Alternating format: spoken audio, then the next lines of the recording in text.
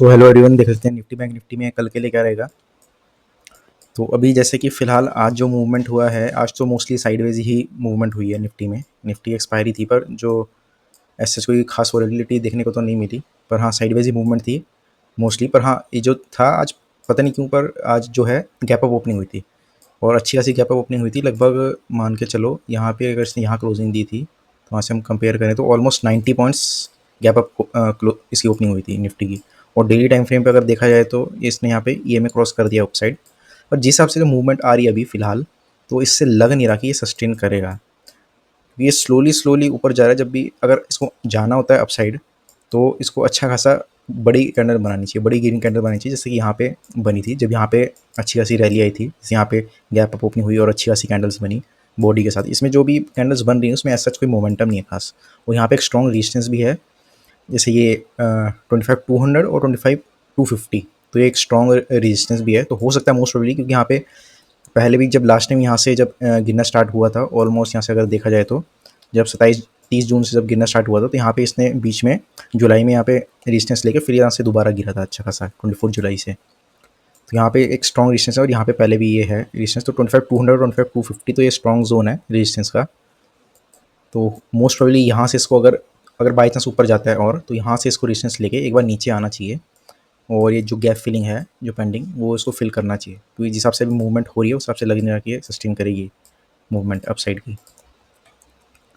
भी अगर देखा जाए तो फिलहाल ये जो पहली जो कैंडल है, अगर 5 मिनट टाइम फ्रेम, अगर 15 मिनट में टाइम बात करी जाए तो अगर ये देखा जाए तो ये है इसकी कैंडल। तो ऑलमोस्ट ये जो पहली जो कैंडल है 15 मिनट टाइम फ्रेम की, तो इसी में ही पूरी मार्केट मूव करी है पूरी की पूरी। तो ये 87 पॉइंट्स की जो रेंज है इसी में पूरे दिन मूवमेंट हुई है।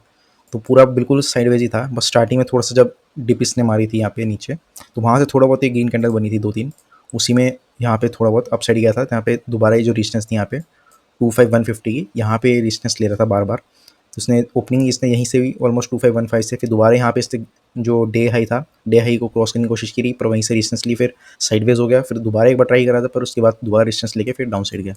और 15 मिनट टाइम फ्रेम में बात करी जाए तो यहाँ पे इसने ईएमए क्रॉस कर दिया डाउन साइड, जो कि लास्ट अभी जो अपसाइड जो क्रॉस हुआ था ईएमए, ये यहाँ पे 14 अगस्त को हुआ था। तो 14 अगस्त को इसने ईएमए अपसाइड क्रॉस करा था, तो अभी तब से यहाँ पे अपसाइड ही चल रहा था। डाउन साइड इसने करा है तो मोस्ट प्रोबेबली यहाँ पे या तो यहीं से ही थोड़ा बहुत अगर जाना होगा तो 200 या 250, या मोस्ट प्रोबेबली यहीं से ही फ्लैट ओपनिंग होगी कल ये डाउन साइड एक बार आना चाहिए, क्योंकि ये हिसाब से लग रहा है। और 1 आवर टाइम फ्रेम पे अगर जैसे बात करी थी हमने कि 1 आवर टाइम फ्रेम पे इसके नीचे क्लोजिंग हुई, तो 1 आवर टाइम फ्रेम पे आज जो है एक कैंडल इसके नीचे क्लोजिंग हुई है और फिलहाल जो दूसरी कैंडल है इसी के नीचे वो भी क्लोजिंग हुई है। तो इस हिसाब से अगर देखा जाए तो थोड़ी वीकनेस है, जिस हिसाब से मोमेंटम आ रहा है तो मोमेंटम ऐसा कुछ खास नहीं है अपसाइड का। तो स्लोली स्लोली बहुत स्लगिश मोमेंटम है और वो भी साइडवेज ही है। अगर स्ट्रॉन्ग मार्केट में मोमेंटम होता तो स्टॉक्स भी अच्छे खासे ग्रीन रहते और मार्केट में भी अच्छी खासी रैली होती और कंटिन्यूस रैली होती। तो ऐसा नहीं कि बस अपसाइड गया फिर साइडवेज हो गया। तो अगर अपसाइड जाना होता तो अच्छा खासा मूवमेंट आता और बड़ी बड़ी कैंडल्स बनती। तो उस हिसाब से देखा जाए तो फिलहाल तो प्राइस सेक्शन तो यही कहता है कि इसको एक बार नीचे आके ये गैप फिलिंग करनी चाहिए, ऑलमोस्ट यहाँ तक तो आनी चाहिए 24,700 तक। 24,700 तक तो इसको गैप फिलिंग करनी ही चाहिए मोस्ट प्रोबेबली, या 24,600 देखा जाएगा जो भी होगा, पर 24,700 तक तो एटलीस्ट आना ही चाहिए। तो जहाँ तक देखते हैं इस वीक का तो लास्ट डे कल ही है 22, फिर उसके बाद नेक्स्ट वीक में एक हॉलीडे होएगी 27 की, गणेश चतुर्थी की। तो अगले वीक में 5 की बजाय 4 ही ट्रेडिंग डेज बचेंगे। तो देखते हैं मोस्ट प्रोबेबली कल जहाँ तक है इसमें प्रॉफिट बुकिंग कह लो या फिर गैप फिलिंग कह लो, तो वो देखने को मिलनी चाहिए। या तो कल देखने को मिल जाएगी या तो लास्ट वीक में देखने को मिले, पर मिलनी चाहिए। तो ये तो हो गया निफ्टी की बात। और अगर बैंक निफ्टी की अगर बात करी जाए फ़िलहाल, तो बैंक निफ्टी में भी गैप अप ओपनिंग हुई थी, पर ये भी अच्छी खासी इसने रेड कैंडल बनाई है। निफ्टी के कंपैरिजन में इसने ज़्यादा बड़ी रेड कैंडल बनाई है।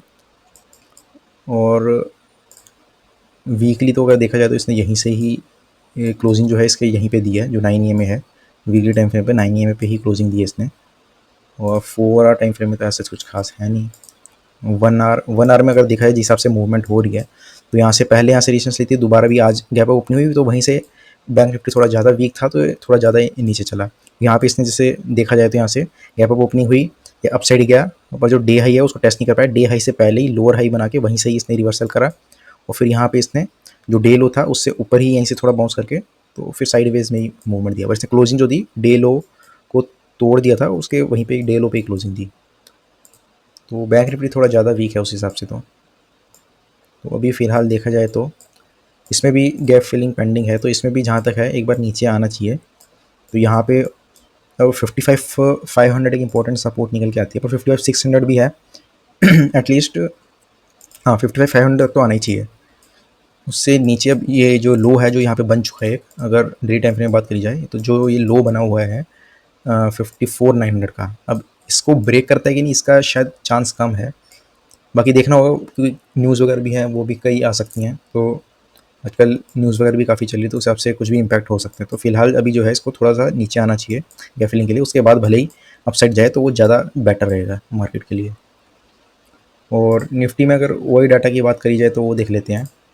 तो वही डाटा अगर देखा जाए नेक्स्ट एक्सपायरी का 28 का, जो कि मंथली एक्सपायरी भी होगी अगस्त की, तो उसमें अगर देखा जाए तो दोनों साइड ही राइटिंग है, कॉल और पुट राइटिंग। पर स्ट्रॉन्ग अगर देखा जाए तो रेजिस्टेंस तो ये निकल चुकी है यहाँ पे 25,500, तो इस पर अच्छी खासी जम के हुई है कॉल राइटिंग। तो अगर 25,500 की बात करी जाए तो खैर ये लेवल तो भी काफ़ी ऊपर है, क्योंकि राउंड ऑफ लेवल भी है, इंपॉर्टेंट साइकोलॉजिकल लेवल भी है, तो ये तो इंपॉर्टेंट डिस्टेंस है ही है। पर इससे पहले यहाँ पे देखा जाए तो 25,200 एक इंपॉर्टेंट डिस्टेंस है, 25,300 400 ये सब भी है। तो इंपॉर्टेंट यही जहाँ तक है मोस्ट वाइडली यहाँ से इधर से ही इसको ये जो जोन है 50 पॉइंट्स का, यहीं से इसको रेजिस्टेंस लेनी चाहिए मोस्ट वाइडली। देखते हैं अब कल कैसे रहता है, मैंने यहाँ मार्क कर दिया है। अब कल देखा जाएगा यहाँ से लेता है कि नहीं लेता, क्या होता है या नेक्स्ट वीक में। और यहाँ पे भी अच्छी खासी 25,000 पे है, तो यहाँ पे भी सपोर्ट बना के रखे, पर यहाँ पे दोनों साइड ही ठीक ठाक ही राइटिंग है। और सपोर्ट जो सबसे इंपॉर्टेंट सपोर्ट है वो 24,900 800 की है। तो मोस्ट इंपॉर्टेंट 24,800 की सपोर्ट है अभी तो फिलहाल जो देख के लग रहा है, जो वही डाटा देख के लगता है। पर ये तो डाटा जो भी है चेंज होते रहते हैं, पर फिलहाल जो भी देख के लग रहा है वो यही लग रहा है। तो ठीक है, इसका व्यू मैंने बता दिया जो भी है कि मोस्ट प्रोबेबली क्या होना चाहिए, क्या हो सकता है। तो अभी तो फ़िलहाल यही लगता है, बाकी इसको हम हटा देते हैं, इसका अभी तो फ़िलहाल काम है नहीं, इसको भी हटा देते हैं। ठीक है, फिर अभी के लिए बस करते हैं। Thank you.